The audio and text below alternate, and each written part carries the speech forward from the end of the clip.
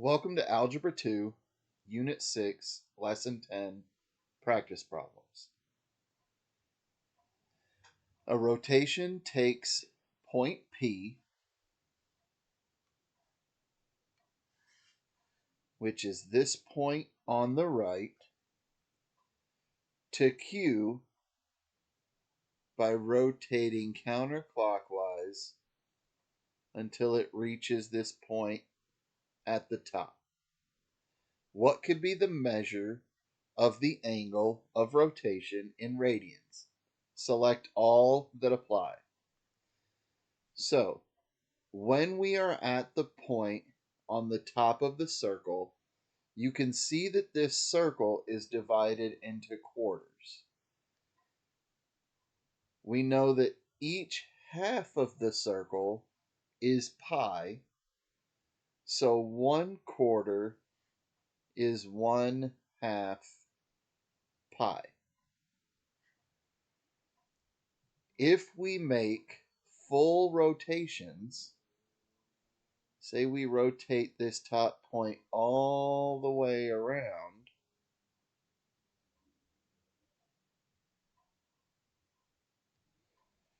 we will have added another 2 pi. So if I'm going by, this is half pi, so now this would be 3/2 pi down at the bottom, and it would be 5/2 pi at the top.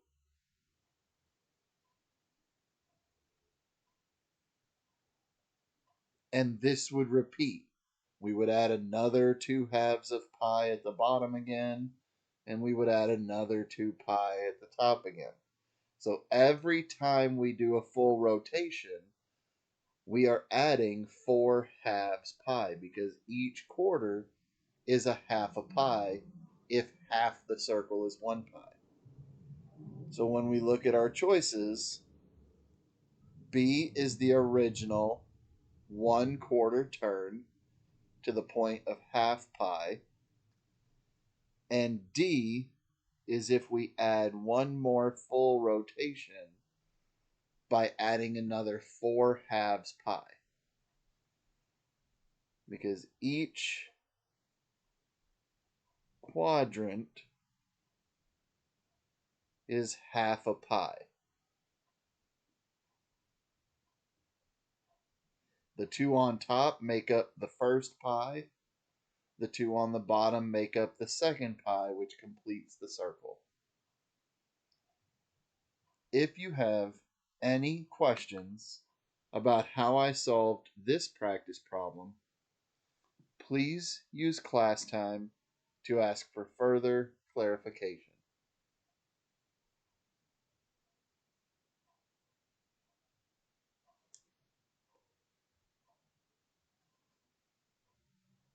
Number 1. A 2/3 pi radian rotation takes n to p. Label p. Well, remember, half the circle would make up pi. So if we go 2/3 pi, then we are approximately here at point P, and this would be our 2/3 pi angle.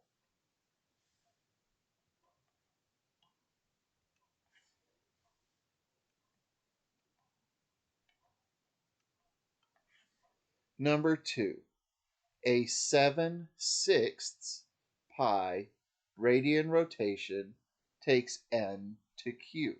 Label q. So if 1 pi is half the circle, then that would be 6/6 pi. So now we just want to add one more sixth, which could be approximately right here, maybe a little bit more.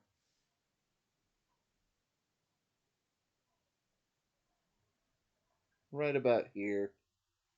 So we would label that Q,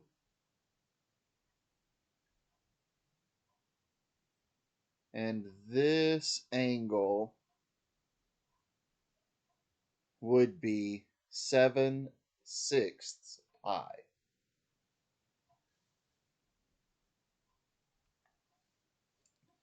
Number 3, we have 25/6 pi.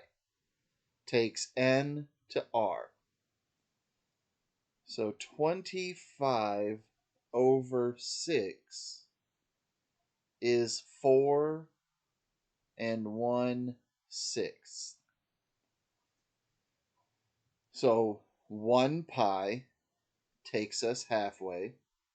2 pi takes us a full circle. So 3 pi takes us back around. 4 pi brings us back to where we started. And now we still have one more sixth. So we could put it right here and label this R. And this angle would actually be represented by one full rotation being 2 pi, or 12/6 pi. Another full rotation would be 4 pi, or 24/6 pi. And then finally the one more pi to make it 4 and 1/6, or 25/6 pi. Every time you make a full rotation, you are adding 2.5 pi, or 2 pi. If you have any questions about how I solved this practice problem, please ask for clarification.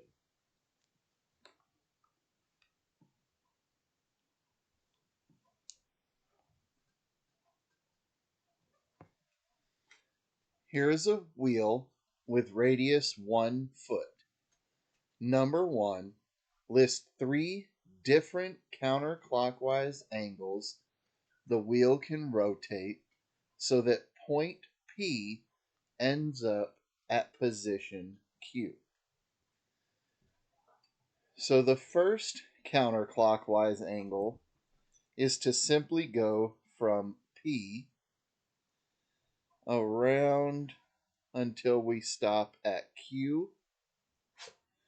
And to do that, we've gone 1/2 pi, 2/2 pi, 3/2 pi. So we have 3/2 pi. Next, we can go around to where the first one was, and then we're going to make a full rotation again to stop at Q. So if we had 3/2 pi for the first angle, when we keep going, we've got 4/2, 5/2, 6/2, 7/2 pi.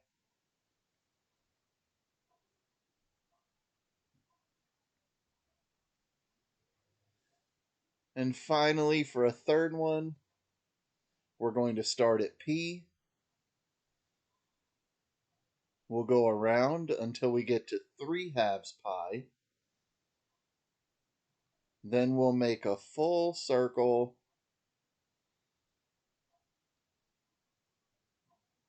until we have 7/2 pi. And then we'll keep going and we'll have 8/2, 9/2, 10/2, and stop at Q with 11 halves pi. Notice each time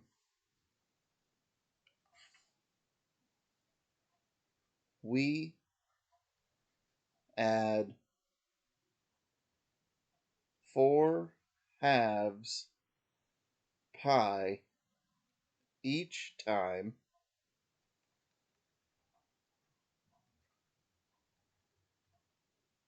because a circle is 2 pi or 4 halves pi. Number 2. How many feet does the wheel roll for each of these angles? Well, if the radius is 1 foot, then the circumference would be 2 pi r. If the circumference is 2 pi r for a full circle, then it's the same thing for each of these. It would be 3 halves pi times 1. Well, 3 halves pi on a calculator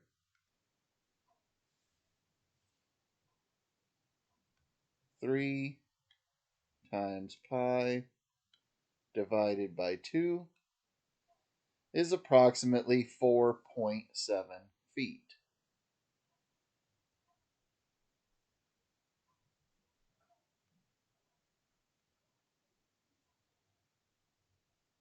That's 3 halves pi times 1. For the second one, it would just be 7 halves pi times 1.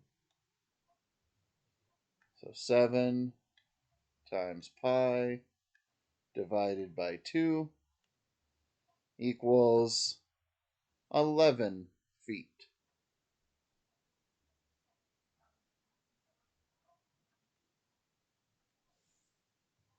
And finally, we would just have 11 halves pi times 1, since the radius is 1.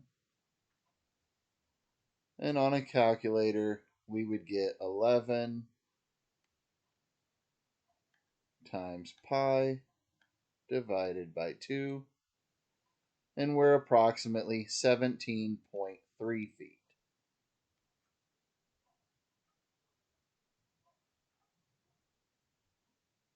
So all we have to do, if the radius is 1 foot, is just find the angle as a number.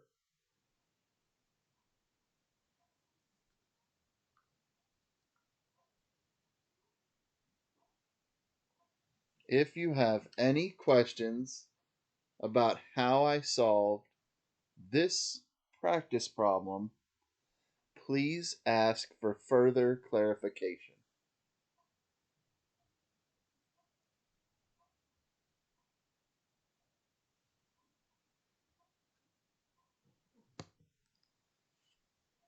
The point P on the unit circle is in the 0 radian position. On a circle,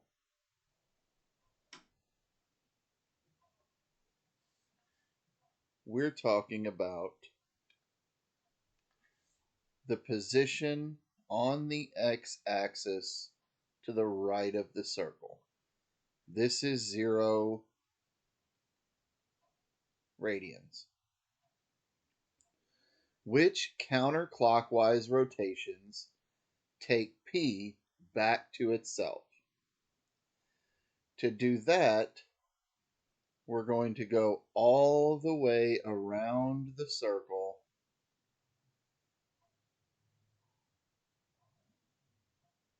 which is 2 pi radians. And every time we go back around, we're going to do another 2 pi radians. So for number 1, all even pi radians take p back to itself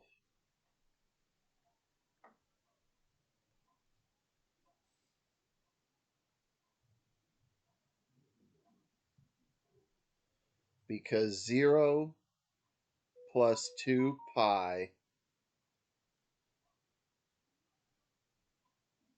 times x equals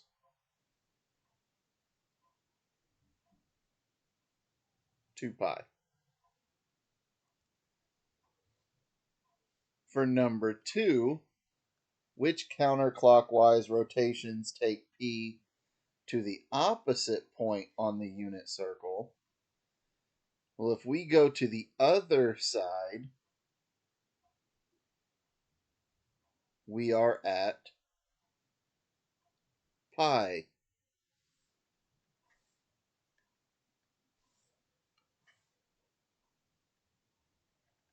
radians. Well, if I go around again,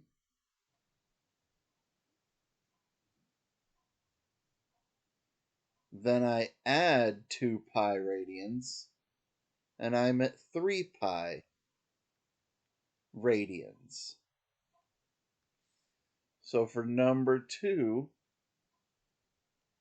all odd pi radians take p to the opposite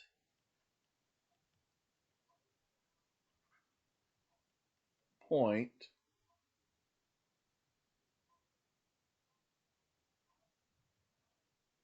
because pi plus 2 pi times x equals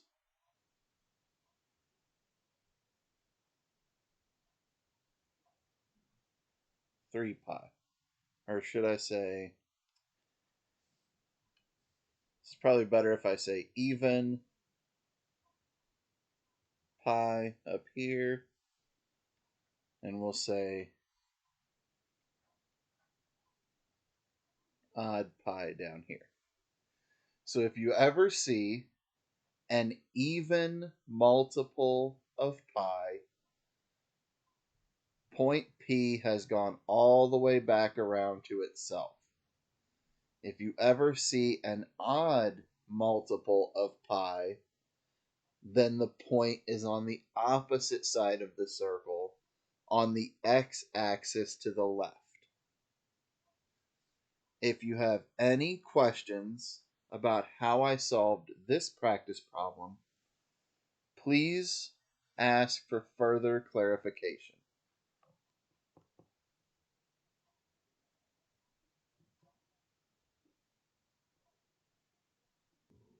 Here's a graph of y equals sine of theta. Plot the points on the graph where sine of theta equals negative 1/2. So negative 1/2 is right here, halfway between 0 and negative 1. If we follow this across, we appear to get a point right here and a point right here. Number 2 wants to know for which angles theta does sine of theta equal negative 1/2. And it appears to be just past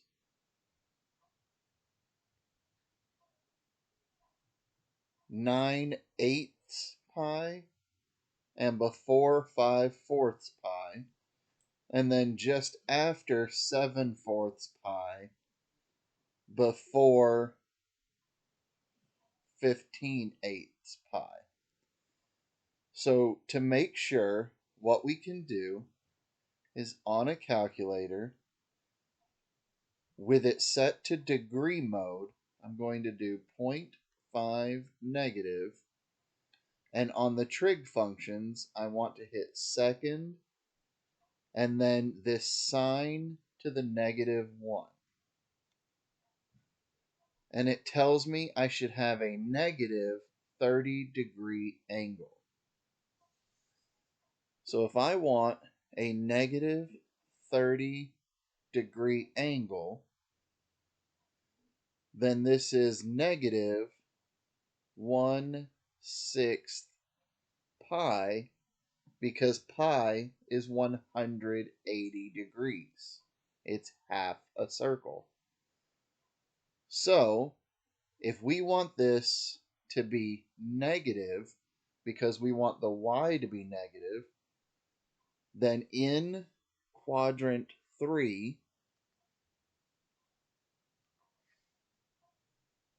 if we're looking at a unit circle,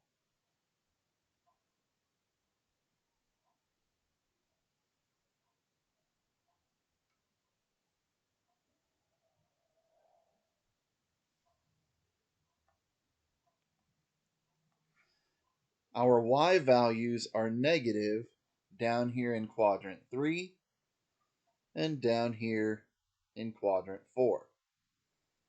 So what I want is 30 degrees, or 1/6 pi, below the x-axis in quadrant 3, and I have this angle, which would be 7/6 pi, or I want 30 degrees below the x-axis in quadrant 4,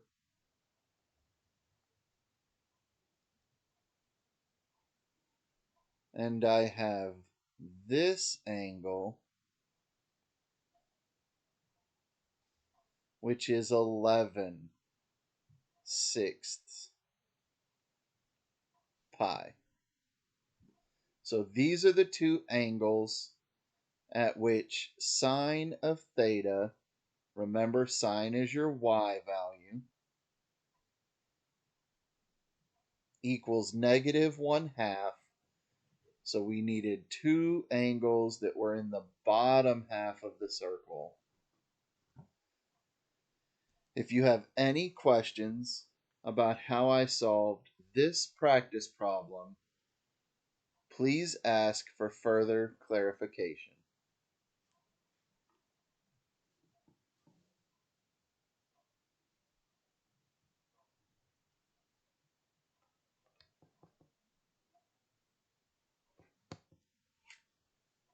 Here is the unit circle with a point P at 1, 0. Find the coordinates of P after the circle rotates the given amount counterclockwise around its center. So for number 1, we have 1/3 of a full rotation. Well, a full rotation is 2 pi. So this would put us at 2/3 pi. So that point is roughly right here. If I want the coordinates, that means I want cosine of 2/3 pi. That's my x value. And I want sine of 2/3 pi. and that's my y value.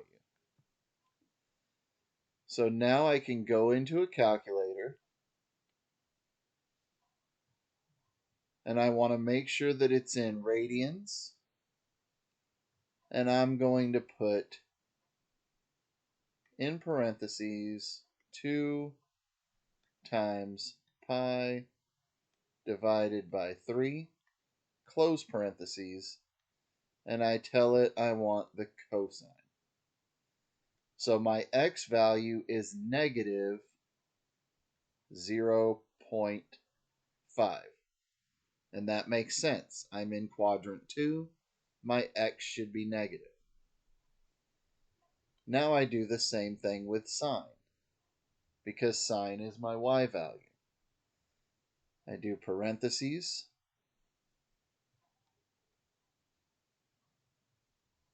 2 times pi divided by 3, and close the parentheses. Then I tell it I want the sine, and my y value is 0.87.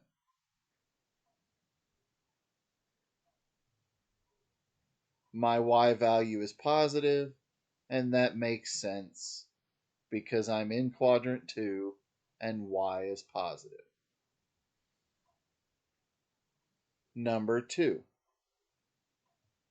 Now we have 1/2 of a full rotation. Well, 1/2 times 2 pi, the 2's cancel each other out, and this just becomes pi. And that is what we expect because half a circle is pi. I don't even need my calculator for this. On a unit circle, this point at pi has the coordinates -1, 0. Because I'm at -1 on the x-axis and I'm at 0 on the y-axis.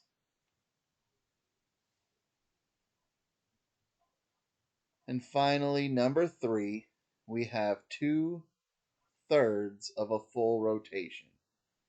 And a full rotation is 2 pi. So we have 4/3 pi. If I have 4/3 pi, 3/3 takes me to pi, and I come down one more third. And I'm approximately here. In a calculator, we want cosine of 4 pi over 3. That's our x value. And we want sine of 4 pi over 3. That's our y value. So in the calculator, we have parentheses, 4 times pi divided by 3, close parentheses, and we want the cosine. We're at negative 0.5. That's our x value.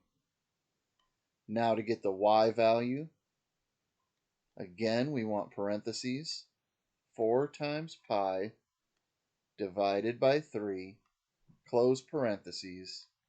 This time we want sine. And we have negative 0.87.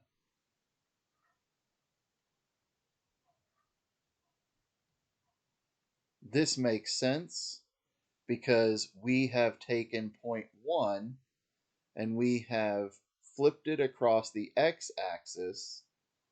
So we have the same x and y values, only now, because we're in quadrant 3, the y value is also negative. If you have any questions about how I solved any of the problems on these practice problems for lesson 10, please ask for further clarification.